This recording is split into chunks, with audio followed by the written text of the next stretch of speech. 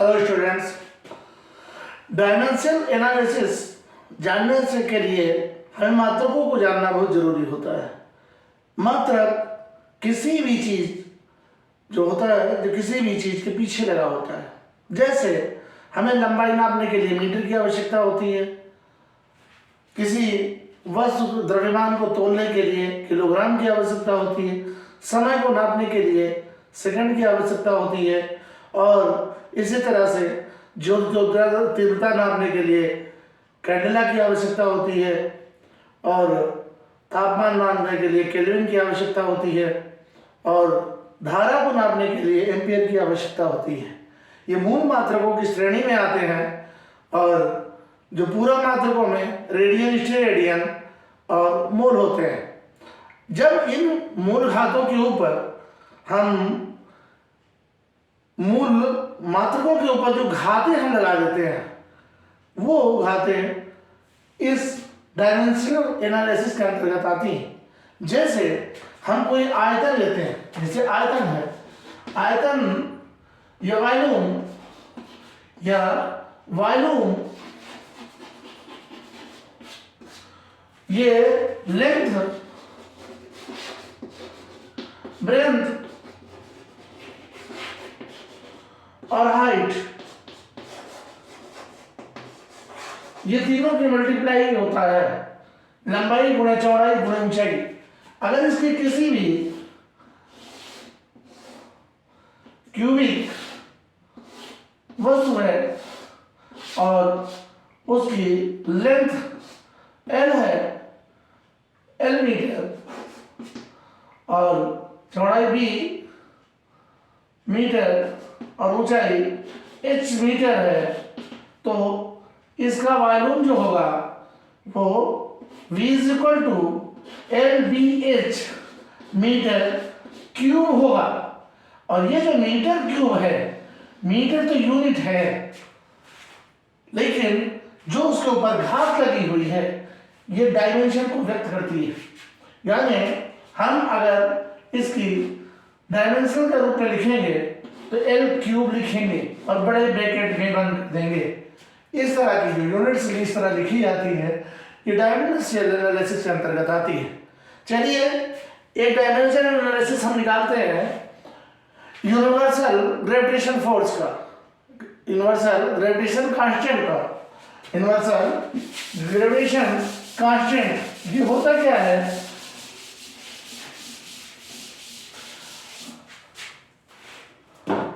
दुनिया में या कहीं पर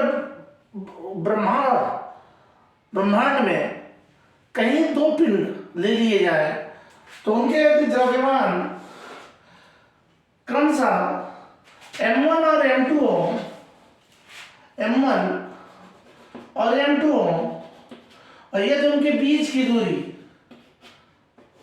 R हो, तो उनके बीच में लगने वाला आकर्षण बल उनके द्रव्यमान के गुणनफल के अनुक्रमानुपाती और उनकी बीच की दूरी के वर्ग के व्युत्क्रमानुपाती होता है। ये जो प्रोपोर्शनल का चिन्ह ये घटता है तो कैपिटल G आता है, M1 M2/r² होता है, और यही सार्वत्रिक गुरुत्वाकर्षण नियतांक है, universal constant, universal gravitation constant, यानी सार्वत्रिक गुरुत्वाकर्षण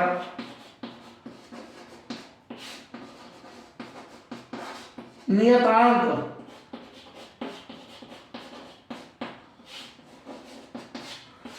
ये दुनिया में किसी भी दो पिंडों के बीच में लगता है। अब हमें इसी की विमा निकालनी है, इसी की डायमेंशन निकालनी है, तो उसको निकालने के लिए हम क्या करते हैं कि इसका इधर मल्टीप्लाई कर देते हैं और ये उसके बटे में पहुंच जाता है। तो Fr²/M1 M2 = Gk, G = F कौन लिख देते हैं हमें R² M², इसको लिखा जा सकता है, और M से M में कैंसिल कर देंगे विमा लिख देते हैं इस पे। तो जी की जब विमा निकालते हैं तो ये ए त्वरण होता है, त्वरण एक्सीलरेशन। एकांक समय में चली गई दूरी, एकांक समय में चली गई दूरी जो थी एकांक समय में हुए वेग परिवर्तन की दर, यानी वेग परिवर्तन की दर हम त्वरण कहते हैं। या जैसे कोई वस्तु शुरुआती स्टेज में u वेग से जा रही है और कुछ टाइम के बाद में t सेकंड के बाद में उसका वेग v हो गया, तो t समय में वेग में परिवर्तन v माइनस u हुआ, तो एक सेकंड में कितना परिवर्तन होगा, तो v माइनस यू बटे टी होगा। और यही इसको बोलते हैं आपका a is equal to v minus u बटे टी। एकांक समय में हुए वेग परिवर्तन ये हमारा त्वरण कहलाता है। तो त्वरण की अगर हम विमा लिखें तो वो हो जाएगा यल टी माइनस टू, और ये दूरी है तो मीटर में नापे एल स्क्वायर और अपान एम। इसको हम बड़े ब्रैकेट में लिख देते हैं M minus one L cube और टी माइनस टू। ये जी की विमा है जिसे हम डायमेंशनल कहते हैं। ये डायमेंशन का जो है वो किस पर लागू होती है, ये किस किस चीजों पे लागू हो सकती है, इसका उपयोग क्या है दैनिक जीवन में। तो इनका उपयोग ये है कि एक चीज को दूसरी चीज में परिवर्तित करना। जैसे हमें मीटर प्रति सेकंड में दिया हुआ है और किलोमीटर में हमें परिवर्तित करना है, तो एक यूनिट को दूसरी यूनिट में परिवर्तित करने के लिए विमाओं का उपयोग किया जाता है। दूसरे में किसी फार्मूले को हमें देखने के लिए कि यह सत्य है या असत्य है, उसमें विमाओं के द्वारा हम उसको निगमित कर सकते हैं और देख सकते हैं कि हमारा फार्मूला सही है। तीसरी चीज यह होती है कि कोई भी हमें रिलेशन दिया हुआ होता है और उसकी सहायता से हम फार्मूले का डेरिवेट कर देते हैं। इस तरह से विमा का 3 काम है और तीनों कामों में हम पहले ही एक पद्धति बता रहे हैं जो कन्वर्जन है, 1 unit change into second units. तो पहली यूनिट को दूसरी यूनिट में चेंज करने के लिए कैसे डायमेंशन का उपयोग किया जाता है, चलिए देखते हैं।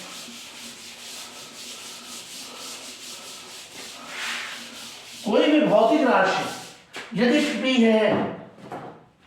P है तो उसमें एक न्यूमेरिकल वैल्यू होती है और एक आपकी मात्रक होता है। ये न्यूमेरिकल वैल्यू है, ये मात्रक है और ये हमारी जो है भौतिक राशि। इसी भौतिक राशि को यानी P की भौतिक राशि को हमें दूसरी न्यूमेरिकल वैल्यू और दूसरे मात्रक में बदलना है। तो जब ये इसके बराबर ये इसके यही चीज है तो हमें ये न्यूमेरिकल वैल्यू इस न्यूमेरिकल वैल्यू के क्या बराबर होगी। तो न्यूमेरिकल वैल्यू जो होगी वो एक दूसरे के बराबर नहीं हो सकती क्योंकि मात्रक हम एक दूसरे को में चेंज कर रहे हैं। तो जो चेंज करने के लिए होगा तो मान के चलिए कि इसमें जो ये मात्रक है वो विमा के रूप में लिखा जाएगा और मान रहे हैं कि वो विमा यंग की प्रणाली पद्धति की मात्रक के अनुसार उसकी एक घात पर b घात पर और c घात पर निर्भर करता है। चलिए n1 m की घात a पर, n की घात b पर और t की घात c पर निर्भर करता है। तो ये है 1 तो 1 ये लगा दिया गया। n2 में हम कन्वर्ट कर रहे हैं, इसकी विमाएं m2 की घात a, n2 की घात b और t2 की घात c पर निर्भर करता है। तो हमें जब n2 निकालना होता है तो n2 बराबर n1 और यहाँ पे m1 अपान m2 की घात a हो जाती है और यहाँ n1 अपान n2 की घात b होगी और यहाँ t1 अपॉन T2 की घात C होती है। इस तरह से जब एक पद्धति को दूसरी न्यूमेरिकल वैल्यू में बदलते हैं तो उसके लिए जो हमारा जो बीमारी निकल के आती है वह ऐसी होती है। अब इसी के लिए हम एक वैल्यूएशन एक न्यूमेरिकल लेंगे जिससे ये स्पष्ट हो जाएगा कि कैसे हम कन्वर्ट एक यूनिट को दूसरी यूनिट में करते हैं। चलिए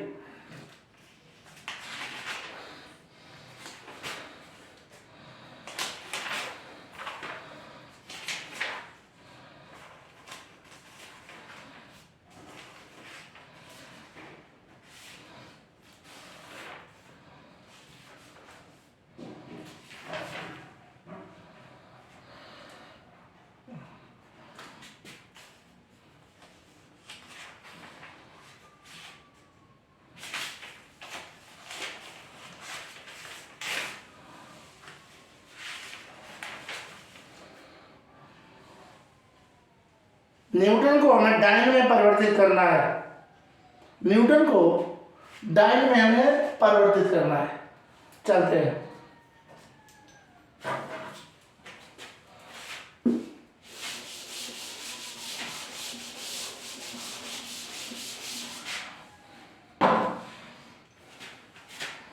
वन न्यूटन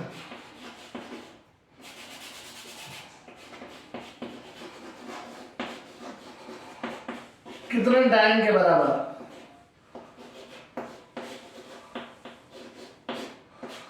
जब हम न्यूटन को बोलते हैं तो न्यूटन होता है एफ यानी न्यूटन बल को व्यक्त करता है।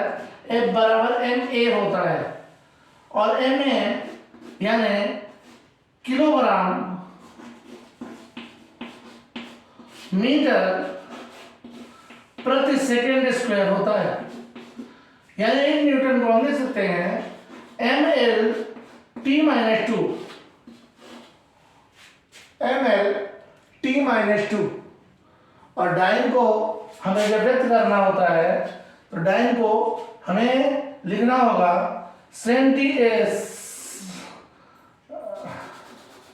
ग्राम सेंटीमीटर प्रति सेकेंड। ग्राम सेंटीमीटर प्रति सेकेंड। इसको हमें व्यक्त करने के लिए सबसे पहले करते क्या है हम कि एक वैल्यूएशन को ऐसे लिख देते हैं N2 में हमें व्यक्त करना है। N1 होगा 1 और यहाँ पर M1 हमारा किलोग्राम में दिया हुआ क्योंकि ये दिया हुआ है तो ये किलोग्राम में दिया हुआ है। ये हमारा ग्राम में व्यक्त करना है और इसकी घात जो है आप देख रहे हैं ए है 1 है और फिर ये मीटर में है हमें सेंटीमीटर में व्यक्त करना है। घात में ये भी 1 है और सेंटीमीटर स्क्वायर है यहाँ पे। ये आप सेकंड ये हो गया सेकंड और माइनस में 2 होगा और ये भी में सेकंड होगा। ये माइनस में 2 होगा। हमें क्या करना है कि जो किलोग्राम है हमें तो किलोग्राम मीटर पर सेकंड स्क्वायर को ग्राम सेंटीमीटर पर सेकंड स्क्वायर में बदलना है।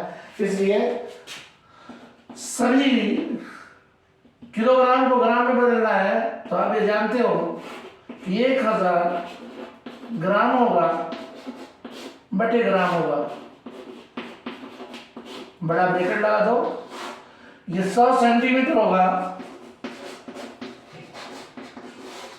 ये भी सेंटीमीटर होगा और ये तो सेकंड में ये है। ये घात है इसकी 1 है और ये सेकंड है और ये भी सेकंड है। इस तरह से हम देखते हैं कि ग्राम से ग्राम, सेकंड से सेंटीमीटर, सेकंड से सेकंड, यानी 10 की पावर 2 3 और 10 की पावर 2, इस तरह से 10 की पावर 5 और ये ग्राम सेंटीमीटर प्रति सेकंड स्क्वायर में बदल गया, ग्राम सेंटीमीटर प्रति सेकंड स्क्वायर में बदल गया। और इसी को बोलते हैं हम डाइन, यानी 10 की पावर 5 डाइन इसको कहा जा सकता है। इस तरह से जो विमाएं होती हैं वो एक मात्रक से दूसरे मात्रक में कन्वर्ट की जा सकती हैं। That's all.